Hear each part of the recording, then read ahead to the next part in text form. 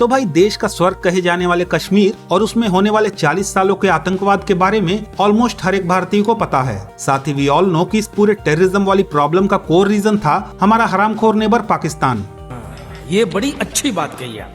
But in reality Jammu Kashmir की आतंकवाद की समस्या का पाकिस्तान एकमात्र रीजन नहीं था, क्योंकि पाकिस्तान को जम्मू कश्मीर के कुछ लोगों का इनडायरेक्ट सपोर्ट मिल रहा था, जिनका पासपोर्ट भले ही इंडियन था पर उनकी वफादारी भारत से न होकर पैसे, पावर और पाकिस्तान से थी। और ऐसे ही लोगों को कानूनी शील्ड प्रोवाइड करने का काम करते थे आर्टिकल 370 और 35A, जिसे किस तरह से भारत सरकार ने 5 अगस्त 2019 को एब्रोगेट करके इस टेररिज्म के नेक्सस पे तगड़ा प्रहार किया था। वेल इसी स्टोरी को सिल्वर स्क्रीन पे पोर्ट्रे करती है यामी गौतम और प्रिया मनी स्टारर आर्टिकल 370, जिसे प्रोड्यूस किया है आदित्य धर ने, जिन्होंने इससे पहले हमें उरी द सर्जिकल स्ट्राइक जैसी जबरदस्त मूवी दी थी। तो भाई क्या ये film Uri the surgical strike जैसा मैजिक रिपीट कर पाती है या फिर नहीं, आइए इसी के बारे में थोड़ा और डिटेल में बात करते हैं। हेलो गाइज, मेरा नाम है अभिषेक और आप देख रहे हैं nerdy inside and this is the movie review of article 370। So let's begin the show.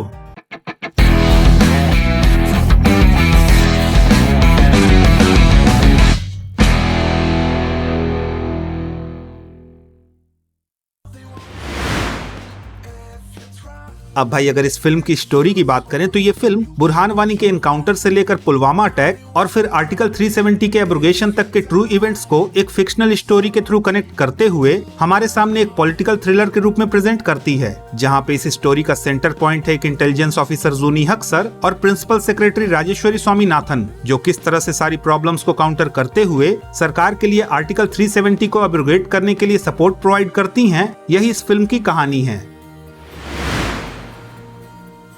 अब भाई ये फिल्म शुरू होती है अजय देवगन के वॉइस ओवर के साथ, जहां हमें 1947 के बाद से कश्मीर की हिस्ट्री के साथ साथ आर्टिकल 370 के ओरिजिन और उसके ड्रॉबैक्स के बारे में एक्सप्लेन किया जाता है। और फिर यहाँ से ये फिल्म जिस सीरियस टोन के साथ शुरू होती है उसे ये फिल्म एंड तक मेंटेन करके रखती है, जहाँ हमें किसी भी तरह की कोई नॉनसेंस लव स्टोरी या फिर कॉमेडी का डाइवर्जेंस देखने को नहीं मिलता।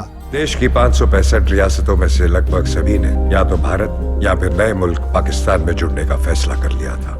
खैर, अब अगर इस फिल्म के स्क्रीन प्ले की बात करें तो फिल्म का स्क्रीन प्ले एक परफेक्ट पेस के साथ आगे बढ़ते हुए हमें एक एंगेजिंग और थ्रिलिंग एक्सपीरियंस प्रोवाइड करता है। साथ ही जिस तरह से चैप्टर वाइज मैनर में स्टोरी को ब्रेक करके पहले हमें आर्टिकल 370 के ड्रॉबैक्स के बारे में बताया जाता है और फिर आर्टिकल 370 के रिमूवल में आने वाली लीगल डिफिकल्टीज के बारे में एक्सप्लेन किया जाता है, वो भी काफी जबरदस्त है। स्पेशली फिल्म के सेकंड हाफ में जिस तरह से फिल्म की स्टोरी आर्टिकल 370 के एब्रोगेशन के लिए लीगल लूप होल्स की सर्च में आगे बढ़ती है, वो भी काफी डिटेल्ड और सिंप्लीफाइड मैनर में ऑडियंस के सामने प्रेजेंट किया गया है, जिसे आई थिंक कोई भी ऐसा व्यक्ति जिसका कोई लीगल बैकग्राउंड नहीं भी है वो भी बड़े आराम से समझ सकता है।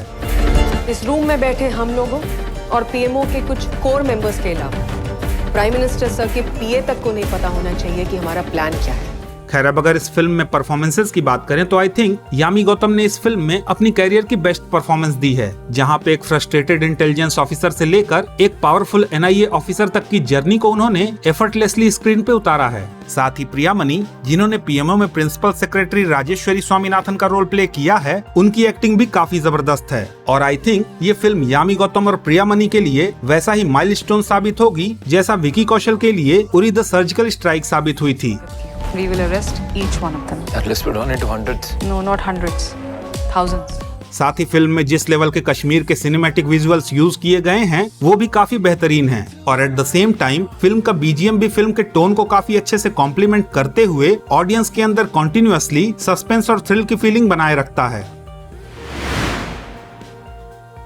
अब भाई आर्टिकल 370 की वजह से कश्मीर में किस तरह से करप्शन और आतंकवाद की समस्या को प्रोटेक्शन मिला हुआ था, ये फिल्म काफी बेहतरीन तरीके से उस पे फोकस करते हुए आर्टिकल 370 के एब्रोगेशन में आने वाली लीगल डिफिकल्टीज को भी काफी इंटरेस्टिंग और एंगेजिंग वे में पोर्ट्रे करती है, जिसे यामी गौतम और प्रिया मनी समेत सभी एक्टर्स ने अपनी दमदार एक्टिंग से प्रॉपरली सपोर्ट किया है। साथ ही फिल्म में क्रिएटिव लिबर्टी का यूज करते हुए जिस तरह की फिक्शनल स्टोरी को रियल इवेंट्स के साथ क्लब करके ऑडियंस के सामने रखा गया है, वो ऑडियंस को एक प्रॉपर पॉलिटिकल थ्रिलर वाला एक्सपीरियंस देता है। सो इन माय ओपिनियन, अगर आप सूडो लिबरल या फिर वो वाली कैटेगरी में नहीं आते हैं तो it's a must watch for you, क्योंकि भाई उनके लिए तो एवरीथिंग इज प्रोपेगेंडा।